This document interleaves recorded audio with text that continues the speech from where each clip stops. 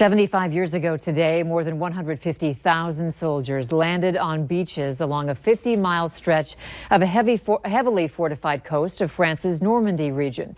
The invasion was one of the largest amphibious military assaults in history.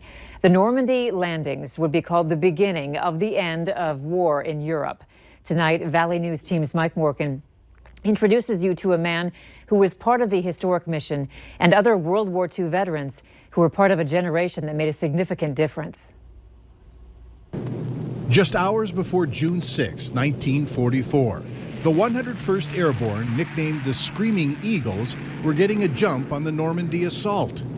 A plane carrying 30 soldiers, including a young Earl bombardier from Crookston, Minnesota, was hit by German anti-aircraft guns, prompting an emergency exit. That was the primary thing, was to get back with our troops again. And that didn't work out very well because we were 20 miles from where we should have been. And every time we turned around, we ran right into the Germans. For the next several days, Earl and his fellow unit members would slug it out with the Germans. Low on food and ammunition, they wound up cornered. Of the original 30, he was one of just 12 survivors. They were placed on a prisoner of war train bound for Germany. With U.S. planes looking for anything that moved, it was a nightmarish trip into enemy territory. More than once we've been strafed. And the thing I didn't like was being in the boxcar locked in there, and you can see the bullets coming through the roof. For the next 11 months, the POWs would have to endure torturous conditions. Scary.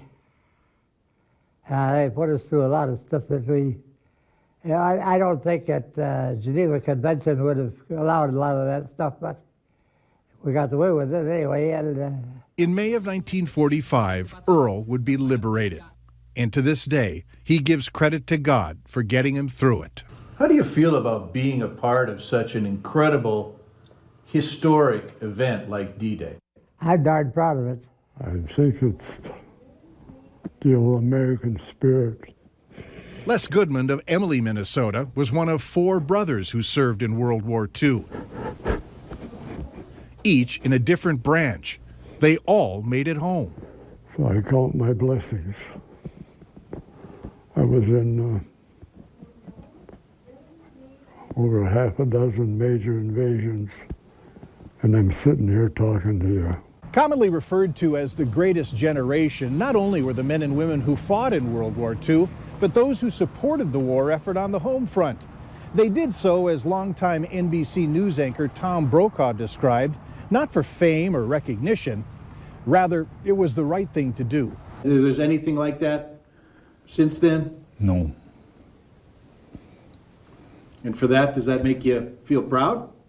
Oh yes, very proud. I figured you do your part, you do yours next. Most of us felt that way, and when you do that, there's a lot you can get done, I'll tell you. It means that you did your share, probably a little bit more, through some trying times. Earl, Les, and Art are among 16 World War II veterans who live at the Vets Home in Fergus Falls. Talking to them, you get a real sense that their generation was very special. And when I asked if they had advice for future generations, To protect your country and your freedom and all your freedoms that you do have. Faith. Have faith. It sounds simple, but you have to work at it too. in Fergus Falls, Mike Morgan, Valley News Live. While he was a prisoner of war, Earl's weight dropped from 174 to 115 pounds. Earl recently celebrated his 97th birthday.